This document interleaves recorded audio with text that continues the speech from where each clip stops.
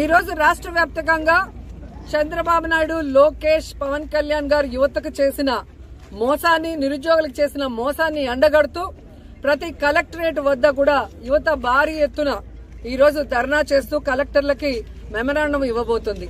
ఎందుకంటే చంద్రబాబు నాయుడు కూటమి ప్రభుత్వం తమ మేనిఫెస్టోలో మొదటిదిగా ఉద్యోగం ఇస్తాం లేదా నిరుద్యోగ భృతి ఇస్తామని చెప్పి కూడా సంవత్సరం అవుతున్న ఒక్కరికి కూడా ఈ రోజు ఉద్యోగం ఇవ్వలేదు.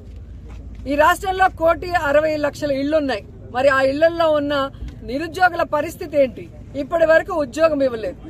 అలాగే చంద్రబాబు నాయుడు మొదటి సంతకం చేసిన డిఎస్సిలో ఇప్పటి వరకు ఒక టీచర్ని కూడా భర్తీ చేయలేదు. లోకేష్ గారేమో జనవరిలో జాబ్ క్యాలెండర్ రిలీజ్ చేస్తానని చెప్పాడు. ఇప్పుడు జూన్ వచ్చింది.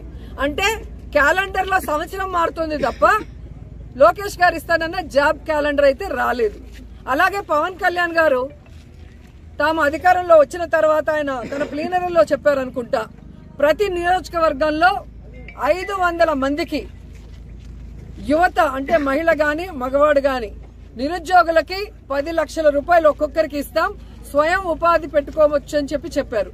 ఇప్పటికీ కూడా ఒక్కరికి కూడా ఇవ్వలేదన్నది నిజం.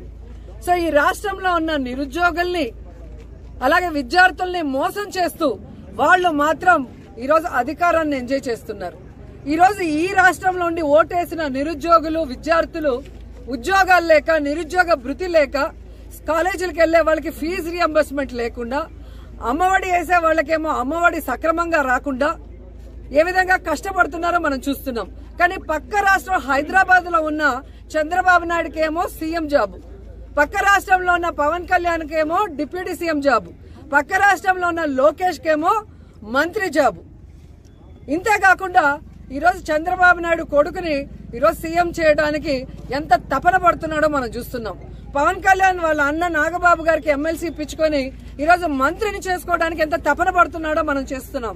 కానీ ఈ రాష్ట్రంలో ఉన్న నిరుద్యోగులకు మనం మాట ఇచ్చాం, అది నెరవేర్చాలన్న తపన చంద్రబాబు నాయుడు గారికి, లోకేష్ కి, పవన్ కళ్యాణ్ కి లేకపోవడం అనేది చాలా బాధాకరమని కూడా ఈ సందర్భంగా తెలియజేసుకుంటున్నా. ఎన్నికల ముందేమో బాబు షూరిటీ, జాబ్ గ్యారంటీ అన్నారు. ఇంటింటికి వెళ్లి బాండ్లను పంచారు. ఈరోజు సూటిగా అడుగుతున్నాను, ఇంటింటికి వెళ్లి బాండ్లు పంచిన తెలుగుదేశం పార్టీ జేమ్స్ బాండ్లందరూ ఎక్కడికి పోయారు? ఈరోజు విద్యార్థులు అడుగుతున్నారు, నిరుద్యోగులు అడుగుతున్నారు, వాళ్ళకి రావాల్సినవి రావట్లేదని. మరి ఎక్కడున్నారు? సమాధానం చెప్పడానికి బయటకు రండి అని నేను అడుగుతున్నాను. ఎలక్షన్స్ ముందేమో పవర్ స్టార్ లాగా ఊగిపోతూ ఎన్ని మాటలు మాట్లాడతాడు పవన్ కళ్యాణ్. అదే పవర్ లోకి వచ్చాక ఫ్లవర్లు యూత్లు చెవుల్లో పెడుతున్నాడు. ఎలక్షన్స్ ముందరేమో గబ్బర్ సింగ్ లాగా డైలాగులు చెప్తాడు. ఇప్పుడు ఎక్కడయ్యా మీరు చెప్పిన యువతకి ప్రామిసులు చేయట్లేదు అంటే రబ్బర్ లాగా మెలికలు తిరుగుతాడు. ఈరోజు యువత ఎదుగుతున్నారు. మొన్ననే మీరు చూశారు, డిప్యూటీ సీఎం కనపడటం లేదు అని ఫ్లెక్సీలతో చాలా మంది తిరుగుతున్నారు. ఎక్కడయ్యా మీరు యువతకి ఉద్యోగ అవకాశాలు దొరకట్లేదు అంటే నేను హరహర మల్లు డబ్బింగ్ బిజీలో ఉన్నాను అంటాడు. మరి 10 లక్షలు ఒక నిరుద్యోగికి ఇస్తాం స్వయం ఉపాధికి, ఎక్కడయ్యా మీరు అని వాళ్ళ పార్టీ వాళ్ళని అడిగితే ఆయన ఓజీ షూటింగ్ లో బిజీగా ఉన్నాడు అంటారు. ఇంకొకరు వెళ్లి నిరుద్యోగ భృతి అన్నా ఇవ్వండి అయ్యా, ఉద్యోగం ఇచ్చే లోపల 3,000, ఇప్పటికే 13 నెలలు అంటే 13 × 3,000 బాకీ ప్రతి కుటుంబంలో ఉన్న నిరుద్యోగికి అంటే ఆయన ఉస్తాద్ భగత్ సింగ్ షూటింగ్ లో చాలా బిజీ, మా ఫోన్ కే అందటం లేదని జనసేన వాళ్ళు అంటున్నారు.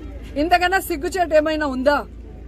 సో సూటిగా చెప్తున్నాం చంద్రబాబు నాయుడు గారికి, పవన్ కళ్యాణ్ కి, లోకేష్ కి, ఈ రాష్ట్రంలో ఉన్న నిరుద్యోగుల ఓట్లు వేసుకుని వాళ్ళను మోసం చేస్తే ఎవరు ఊరుకునే పరిస్థితి లేదు. వెంటనే ఈరోజు వాళ్ళకి ఉద్యోగ అవకాశాలు కల్పించాలి. లేదంటే అంతవరకు నిరుద్యోగ భృతి ఈ 13 నెలలతో సహా కలిపి ఇవ్వాలని కూడా ఈ సందర్భంగా అడుగుతున్నాను.